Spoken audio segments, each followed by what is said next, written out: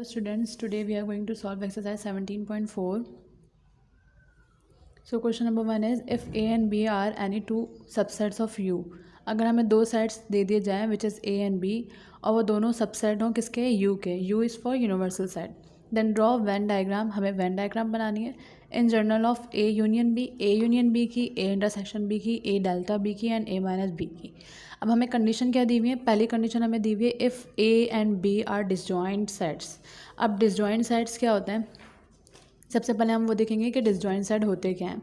तो disjoint sets की अगर मैं बात करूँ तो अगर हमें दो सेट दिए हुए हैं A 2 4 6 और 8, B दिया हुआ है विच इज़ इवन नंबर, और अगर ऑड नंबर हमें दिए 1 3 5 और 7.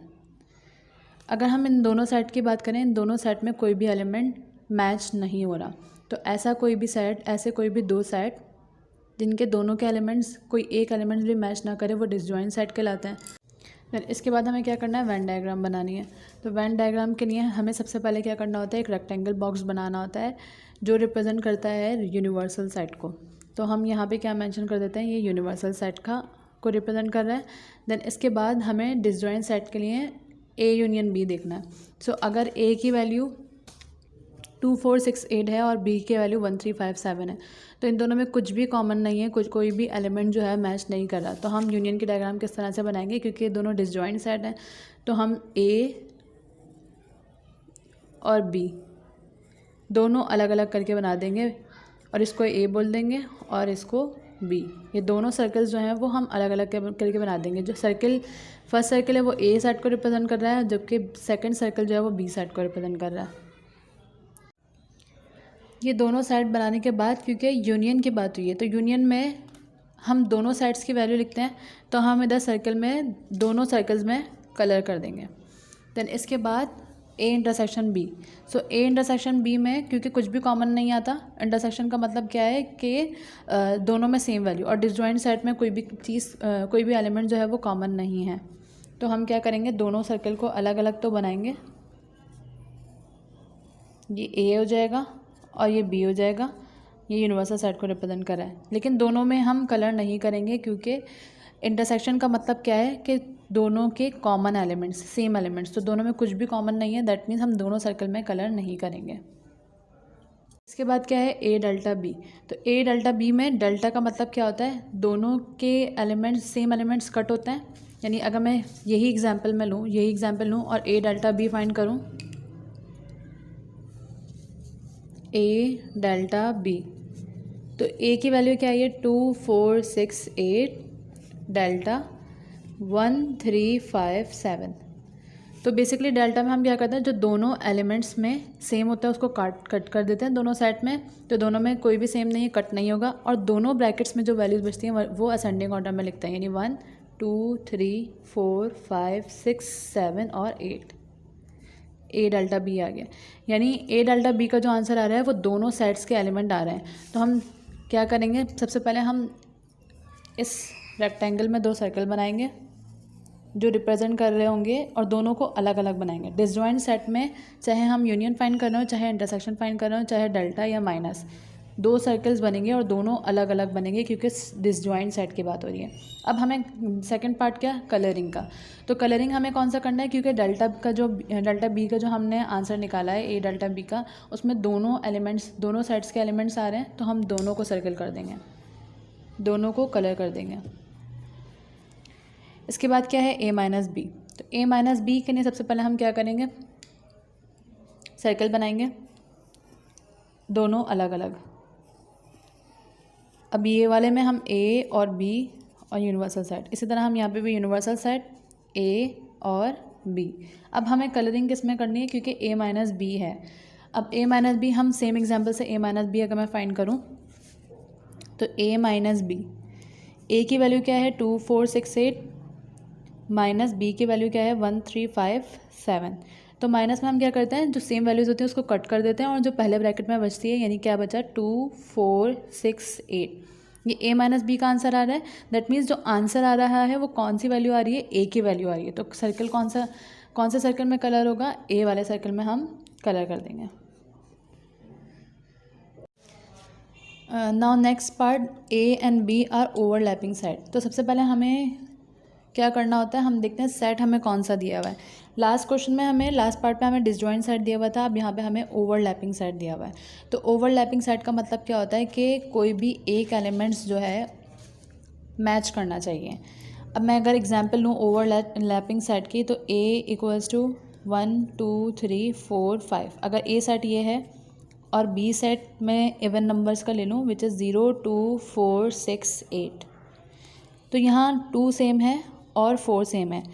ओवरलैप क्या करना है, 2 और 4। तो कोई एक या एक से ज़्यादा एलिमेंट्स भी ओवरलैप कर सकते हैं। तो वो ऐसे सेट जिसमें जिन दो सेट्स में कोई भी एक वैल्यू या एक से ज़्यादा वैल्यू कॉमन आ रही होती है, तो वो ओवरलैपिंग सेट कहलाती है।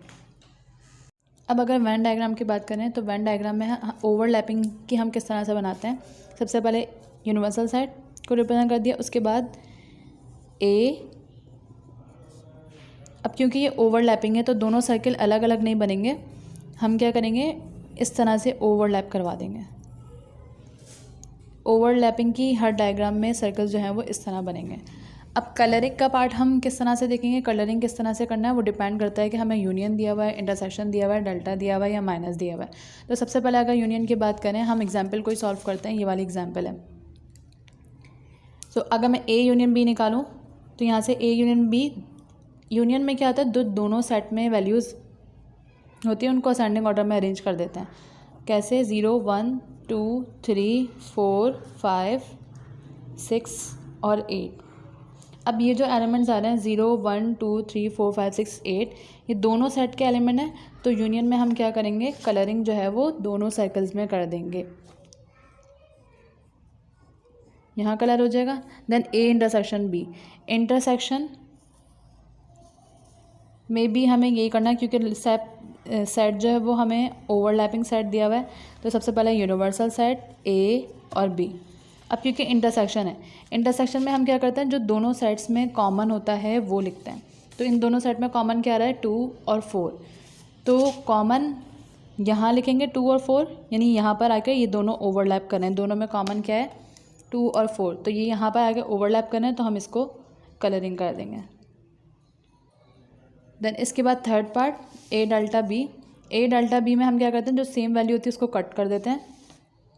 अब इधर जो सेम वैल्यूज़ हैं वो क्या हैं, 2 और 4। अगर मैं इनको कट कर दूं तो यहाँ पे क्या बचा, 1 3 5, और यहाँ पे क्या बचा, 0 6 8। तो ए सेट में से भी कुछ वैल्यू बच रही हैं और बी सेट में से भी कुछ वैल्यू बच रही हैं, मगर जहाँ ये ओवरलैप कर रहे हैं वो वैल्यू कट हो रही हैं, यानी यहाँ ओवरलैप हो रहे हैं। तो हम इसको कलर नहीं करेंगे, हम कलरिंग किसको करेंगे, इसको और इसको। इससे पहले ये ए है और ये बी है और ये यूनिवर्सल सेट है। हम कलरिंग किसको करेंगे, ए के बचे हुए एलिमेंट्स जो ओवरलैप नहीं कर रहे हैं, यानी कि ये वाला पार्ट, और बी के बचे हुए एलिमेंट्स जो ओवरलैप नहीं कर रहे हैं वो यहाँ पर आ देंगे।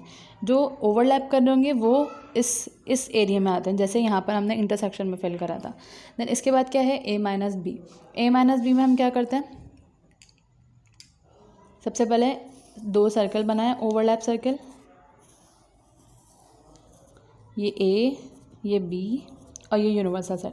अब माइनस में हम क्या करते हैं, जो सेम वैल्यूज़ होती हैं दोनों ब्रैकेट में वो कट कर देते हैं, और जो पहले ब्रैकेट में बचती है, पहले ब्रैकेट में क्या बची, 1 बचा, 3 बचा और 5 बचा। तो 1 3 और 5 यानी कलर होंगे, बाकी सारे कलर नहीं होंगे, क्योंकि माइनस में क्या करते हैं हम, जो पहले ब्रैकेट में वैल्यू बचती हैं हम सिर्फ वो लिखते हैं। तो माइनस के बाद सिर्फ हमारे पास 1 3 5 बच रहे हैं, और 1 3 5 इस एरिया में आएंगे, ए की वैल्यूज़ में आएंगी, क्योंकि ए की बाकी वैल्यू ओवरलैप पर थी। तो हम किसको कलर कर देंगे, जो ए की बची हुई वैल्यूज़ हैं इनको। बी से कलर नहीं होगा। इसके बाद नेक्स्ट पार्ट क्या है, A is the subset of B. A is the subset of B का मतलब क्या है कि ए के जितने भी एलिमेंट्स हैं, लाइक अगर मैं ए की वैल्यू लूँ 1 और 2 और बी की वैल्यू लूँ 1 2 3 4 5, तो ए के जितने भी एलिमेंट्स हैं वो किस में मौजूद हैं, बी में। तो हम ये कह सकते हैं A is the subset of B. तो अब इसमें हम वेन डायग्राम किस तरह से बनाएंगे, सबसेट की वेन डायग्राम, सबसे पहले यूनिवर्सल सेट सेम। अब 2 सर्कल बनाने हैं, एक सेट ए का और एक सेट बी का। लेकिन ए जो है वो सबसेट है बी का, तो हम इसको सर्कल में किस तरह से ड्रॉ करते हैं, पहले हम बी का सर्कल बनाते हैं जिसका सबसेट होता है, और कौन सबसेट है, ए सबसेट है, तो वो उसके अंदर फिल कर देते हैं। ये क्या है, ए। सही। अब यूनियन में हम क्या करते हैं, तो हम इसमें क्या करते हैं, क्योंकि यूनियन बी है तो यूनियन बी में दोनों एलिमेंट्स की वैल्यूज़ आती हैं, तो ये पूरा सर्कल जो है वो हम कलर कर देंगे। देन इसके बाद A intersection B. A intersection B में हम क्या करते हैं, अगर मैं इन्हीं वैल्यूज़ को सॉल्व करके ए इंटरसेक्शन बी फाइंड करूं, तो ए इंटरसेक्शन बी, अगर इन दो वैल्यू से मैं ए इंटरसेक्शन बी निकालूं, तो इंटरसेक्शन में हम क्या करते हैं, जो दो सेम वैल्यूज़ होती हैं दोनों साइड्स में, तो दोनों साइड्स में सेम वैल्यू क्या है, 1 और 2। अब ये जो आंसर आ रहा है वो किसका आंसर है, ए की वैल्यूज़ आ रही हैं, तो हम किसको कलर करेंगे, सिर्फ ए को कलर करेंगे। ए कहाँ है, सबसे पहले हम सर्कल बनाएंगे, यूनिवर्सल साइड, ये बी और ये ए और ये बी, तो कलरिंग सिर्फ किस में होगी, ए में। देन इसके बाद क्या है, ए डेल्टा बी, तो ए डेल्टा बी हम एग्जाम्पल से ही सॉल्व करके वैल्यूज़ निकालते हैं, देन उसको कलर करते हैं, वो ज़्यादा इजी रहेगा। देन ए डेल्टा बी निकालेंगे, तो ए डेल्टा बी में क्या करते हैं हम, जो दोनों उसमें सेम वैल्यूज़ होती हैं उनको कट कर देते हैं, फिर जो दोनों ब्रैकेट्स में वैल्यू बचती है, तो यहाँ पे क्या वैल्यू बची, 3, 4 और 5, 3, 4, 5 आ रहा है, तो 3, 4, 5 किसकी वैल्यू बच रही है, बी की, यानी जो सेम वैल्यू एरिया था दोनों का, लाइक अगर बी साइड और ए साइड बनाओ, तो बी सेट इस तरह से बना था और ए सेट इस तरह से बना था, ये ए और ये बी दोनों का सेम एरिया क्या है, ये जो ए वाला एरिया, लेकिन हमारे पास वैल्यू किसकी बच रही थी, 3, 4 और 5 बी की वैल्यू, तो हम कलरिंग किस में करेंगे, जो ये वाला एरिया है बी का, उसमें हम कलर कर देंगे। देन इसके बाद ए माइनस बी है, ए माइनस बी में भी हम वही करेंगे, सबसे पहले वैल्यू निकाल के देख लेंगे, ये एग्जाम्पल से हम वैल्यू निकालेंगे ताकि वेन डायग्राम में ईजी रहे। तो A minus B same values cut करते हैं, और जो पहले ब्रैकेट में बचता है, तो पहले ब्रैकेट में क्या बचा, कुछ भी नहीं बचा, नल सेट, तो नल सेट आया, दैट मीन्स हम कोई भी एरिया में कलर नहीं करेंगे। हम सबसे पहले वही करेंगे, यूनिवर्सल सेट बनाया, बी का सेट बनाया और ए का सेट बनाया, अब दैट मीन्स हम यहाँ पे किसी में भी कलर नहीं करेंगे। देन इसके बाद सेकंड पार्ट क्या है, verify commutative property of union and intersection using Venn diagram. तो सबसे पहले हमें यहाँ पर क्या दी हुई है, ए और बी की वैल्यू दी हुई है, which is A equals to A B C D E and B equals to A E I O U. तो इन दोनों वैल्यूज़ को यूज़ करके हमें कम्यूटेटिव प्रॉपर्टी को सेटिस्फाई करना है, यूनियन की प्रॉपर्टी को भी और इंटरसेक्शन की प्रॉपर्टी को भी। तो अगर मैं सबसे पहले commutative property of union solve करूँ, कम्यूटेटिव प्रॉपर्टी ऑफ यूनियन होती क्या है, A union B equals to B union A. सबसे पहले हम लेफ्ट हैंड साइड के लिए इस प्रॉपर्टी को सेटिस्फाई करेंगे, देन राइट हैंड साइड के लिए इस प्रॉपर्टी को सेटिस्फाई करेंगे। तो लेफ्ट हैंड साइड है क्या, A union B. So A union B के लिए हम वेन डायग्राम किस तरह से बनाएंगे, सबसे पहले हम ए यूनियन बी को सॉल्व करेंगे। तो सॉल्व किस तरह से करेंगे हम इसको, अब क्योंकि ए यूनियन बी की बात हुई है, तो ए यूनियन बी फाइंड करेंगे, ए यूनियन बी।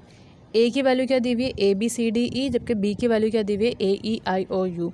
तो यूनियन में हम क्या करते हैं, तो दोनों ब्रैकेट्स में सेम, जो दोनों ब्रैकेट्स के एलिमेंट्स होते हैं उनको असेंडिंग ऑर्डर में अरेंज कर देते हैं। यहाँ पे क्योंकि अल्फ़ाबेट्स हैं तो अल्फ़ाबेटिक ऑर्डर में सबसे पहले क्या आएगा, ए बी सी डी और ई, देन क्या है आई ओ और यू, ये ए यूनियन बी आ गया। देन हम बी यूनियन ए जब फाइंड करेंगे, तो बी यूनियन ए का मतलब क्या है, पहले हम इसकी वैल्यू लिखेंगे और इसकी। तो यूनियन में हम क्या करते हैं, दोनों ब्रैकेट्स के एलिमेंट दिखते हैं, तो वो बी यूनियन ए बी क्या आएगा, ए B C D E I O और यू।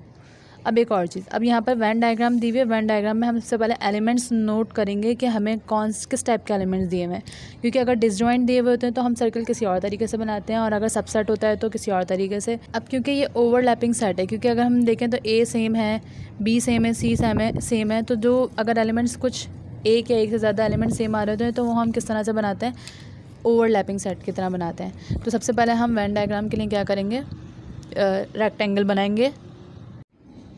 इस तरह से हमने रेक्टेंगल बना लिया। ये रेक्टेंगल किसको रिप्रेजेंट करता है, यूनिवर्सल सेट को। यूनिवर्सल सेट हमने रिप्रेजेंट कर दिया। इसके बाद हमें क्या रिप्रेजेंट करना है, ए यूनियन बी और बी यूनियन ए को, जबकि हम साइड्स क्या हैं, ओवरलैपिंग साइड्स हैं। तो ओवरलैपिंग साइड्स में हम किस तरह से बनाते हैं, यहाँ पर सर्किल पहला ए का और सेकंड ओवरलैप है तो हमने इस तरह से बना देना है। ये ए सेट का बन गया और ये बी सेट का बन गया। अब ओवरलैप जितनी भी वैल्यूज़ हो रही होती है वो हम यहाँ पर लिखते हैं।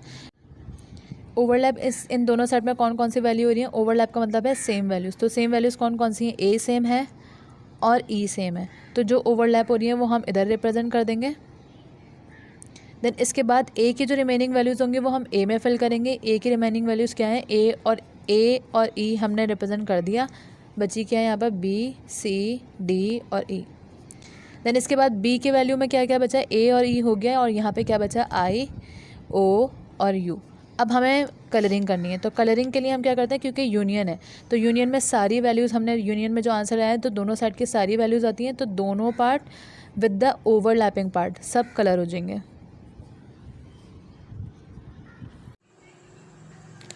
यहाँ ई नहीं आएगा क्योंकि ई हम लिख चुके हैं, यहाँ पर ई ओवरलैप कर रहा है।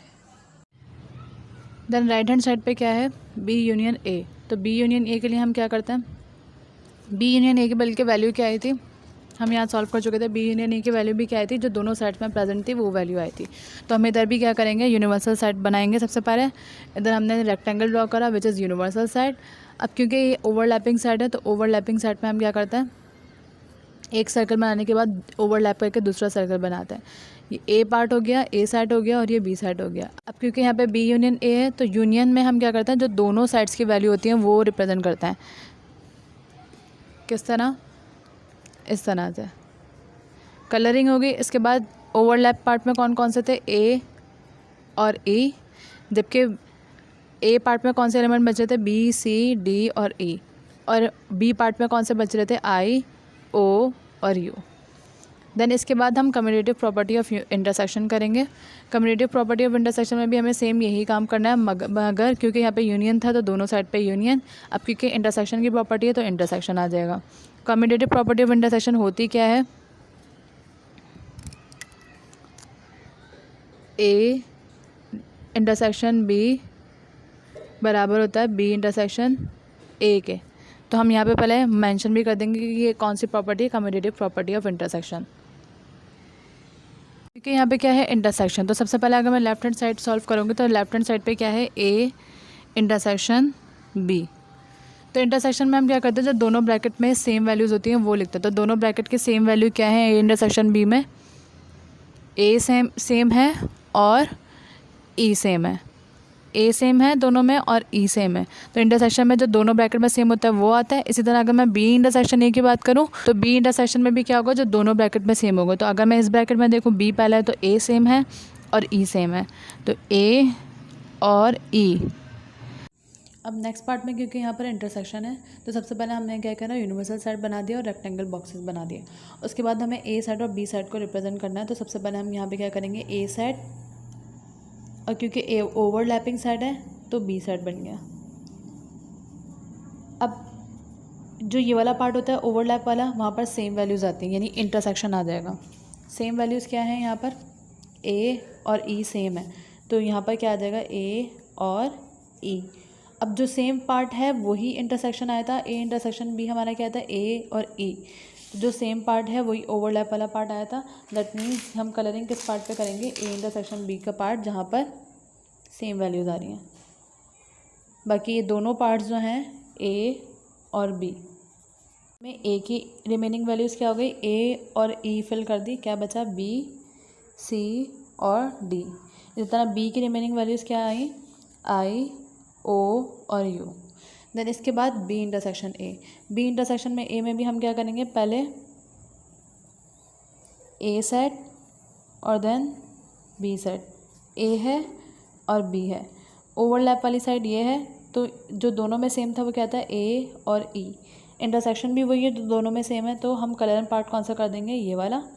देन इसके बाद ए की रिमेनिंग वैल्यूज़ क्या हैं? बी, सी और डी। इसी तरह आई, ओ और U. So A union B की भी सेम डायग्राम बनी थी और बी यूनियन ए की भी। ए यूनियन बी और बी यूनियन ए की सेम डायग्राम बनी थी, और ए इंटरसेक्शन बी और बी इंटरसेक्शन सी की भी, ए की भी, बी इंटरसेक्शन ए की भी सेम डायग्राम बनी है। तो हम यहाँ पे क्या लिख देंगे?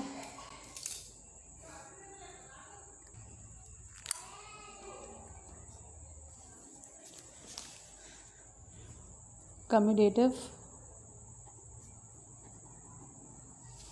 Property of union and intersection. Satisfied. इसके बाद नेक्स्ट क्वेश्चन, नेक्स्ट पार्ट क्या है, P equals to 1 to 3 and 10 तक और Q दिया हुआ 2 4 6 8। यहाँ पर भी हमें क्या करना है, commutative property of union and intersection satisfy करनी है। तो सबसे पहले हम क्या करेंगे, कम्यूटेटिव प्रॉपर्टी ऑफ यूनियन। ये लिखने के बाद हमें पता है कम्यूटेटिव प्रॉपर्टी ऑफ यूनियन होती क्या है, A यूनियन B। अब क्योंकि यहाँ पे P और Q है तो हम यहाँ पे क्या लिख देंगे, P यूनियन Q बराबर आना चाहिए Q यूनियन P के। तो सबसे पहले हम P यूनियन Q और Q यूनियन P फाइंड करेंगे। किस तरह से, क्योंकि P की वैल्यू क्या है 1 से लेकर 10 तक और Q की वैल्यू क्या है, P की वैल्यू 1 2 3 4 5 6 7 8 9 और 10, जबकि Q की वैल्यू क्या है 2 4 6 8 और 10। अब अगर मैं नोट करूँ तो Q की तमाम वैल्यूज़ जो हैं वो इसमें P में मौजूद हैं। तो हम क्या कर सकते हैं कि Q सबसेट किसका बन रहा है, P का। तो अब जब यहाँ हम वेन डायग्राम बनाएंगे तो वेन डायग्राम किस तरह से बनेगी, सबसे पहले हम रेक्टेंगल बनाएंगे। इसके बाद हम क्या करेंगे, P यूनियन Q और Q यूनियन P की वैल्यू निकालेंगे। तो सबसे पहले P यूनियन Q की वैल्यू फाइंड करने के लिए हम क्या करेंगे, P union Q। P union Q है तो P यूनियन Q में हम क्या करते हैं, यूनियन में दोनों साइड्स की वैल्यू असेंडिंग ऑर्डर में अरेंज करके लिख देते हैं, यानी 1 2 3 4 5 6 7 8 9 एंड 10, ये सारे एलिमेंट्स आ गए। इसके बाद Q यूनियन P फाइंड करेंगे तो Q यूनियन P दोनों साइड्स में दोनों एलिमेंट्स होंगे वो सारे लिखेंगे तो सेम एज इट इज़ आ जाएगा दोनों साइड्स के एलिमेंट्स। तो P यूनियन Q भी वही आ रहा है जो Q यूनियन P आ रहा है। अब इसकी वेन डायग्राम बनाएंगे। वेन डायग्राम किस तरह से बनाएंगे, क्योंकि P यूनियन Q की बात हो रही है तो P यूनियन Q हमने यहाँ पे लिख दिया। उसके बाद जो ये रेक्टेंगल है ये किसको रिप्रेजेंट करता है, यूनिवर्सल सेट को। देन इसके बाद हमें P यूनियन Q बनाना है। अब जो हमारे पास कंडीशन आई थी P और Q की, P और Q को हमने देखा था सेट बना के, तो वो क्या बन रहा था, Q is the subset of P। तो हम वेन डायग्राम जो बनाएंगे वो सबसेट वाली बनाएंगे। सो सबसेट के लिए हम क्या करते हैं, पहले जिसका सबसेट होता है, तो ये जो सर्कल बना है ये किसका बना है, P, क्योंकि P के सारे एलिमेंट्स Q में ना, तो P का सर्कल बन गया। इसके बाद Q के सबसेट है तो ये Q जो है वो हम इस सर्कल के अंदर बना देंगे। अब क्योंकि P यूनियन Q है तो यूनियन में तमाम एलिमेंट्स होते हैं दोनों साइड्स के, तो जब हम कलरिंग करेंगे तो ये इस पूरे दोनों सर्कल की कलरिंग कर देंगे। देन इसके बाद क्या था, Q union P, right hand side जो थी वो हमारी क्या थी, Q यूनियन P। तो Q यूनियन P में भी हम क्या करेंगे, Q union P। P subset आ रहा था Q सबसेट आ रहा था, Q सबसेट आ रहा था किसका, P का। तो हम इधर Q रिप्रेजेंट कर देंगे और इधर P, ये यूनिवर्सल सेट। अब Q यूनियन P में भी सारी वैल्यूज़ होंगी, वही वैल्यूज़ होंगी। तो क्योंकि यूनियन में दोनों साइड्स की तमाम वैल्यूज़ आती हैं तो हम कलरिंग क्या कर देंगे, दोनों साइड्स में कलर कर देंगे। अब इसके बाद क्या है, कम्यूटेटिव प्रॉपर्टी ऑफ इंटरसेक्शन। तो commutative property of intersection basically होती क्या है, P इंटरसेक्शन Q बराबर आना चाहिए Q इंटरसेक्शन P के। तो सबसे पहले हम क्या फाइंड करेंगे, P intersection Q, then find करते हैं Q इंटरसेक्शन P। सो अगर मैं P इंटरसेक्शन Q की बात करूँ तो P इंटरसेक्शन Q, P की वैल्यू क्या है 1 से लेकर 10 तक, जबकि Q की वैल्यू क्या है 2 4 6 8 10। इंटरसेक्शन में क्या करते हैं, अगेन रिपीटिंग, इंटरसेक्शन में जो सेम वैल्यूज़ होती हैं उनको लिखते हैं। तो सेम वैल्यूज़ इधर क्या है, 2 4 6 8 और 10। तो ये क्या आ जाएगा, P इंटरसेक्शन Q की वैल्यू। और अगर मैं नोट करूँ तो 2 4 6 8 10 ये किसके एलिमेंट्स हैं, Q के। सो हम जब P इंटरसेक्शन, इसी तरह अगर Q इंटरसेक्शन P फाइंड करें तो Q इंटरसेक्शन P भी क्या आएगा, क्योंकि Q इंटरसेक्शन P में भी हम वही लिखेंगे जो सेम वैल्यूज़ हैं 2 4 6 8 और 10। तो ये किसकी वैल्यूज़ आ रही है, Q की। तो जब हम वेन डायग्राम बनाएंगे इनकी,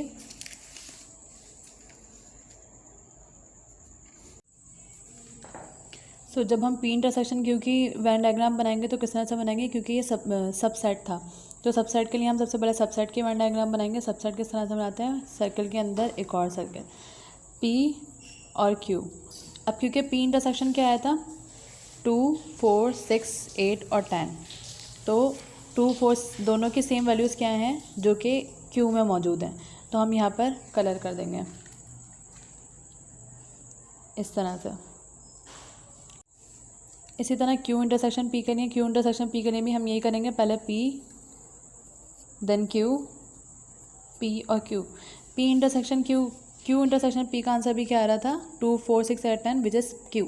तो क्यू को रिप्रेजेंट करने के लिए हम क्यू में सर्कल कर देंगे यहाँ पर। तो ये किसका, क्यू इंटरसेक्शन पी का आंसर आ जाएगा। सो अगर मैं ये नोट करूँ तो पी यूनियन की सेम डायग्राम थी, क्यू यूनियन पी की भी सेम थी, और इंटरसेक्शन में भी दोनों की डायग्राम सेम है। तो हम यहाँ पे क्या लिख सकते हैं, commutative property of union and intersection satisfied. The next question,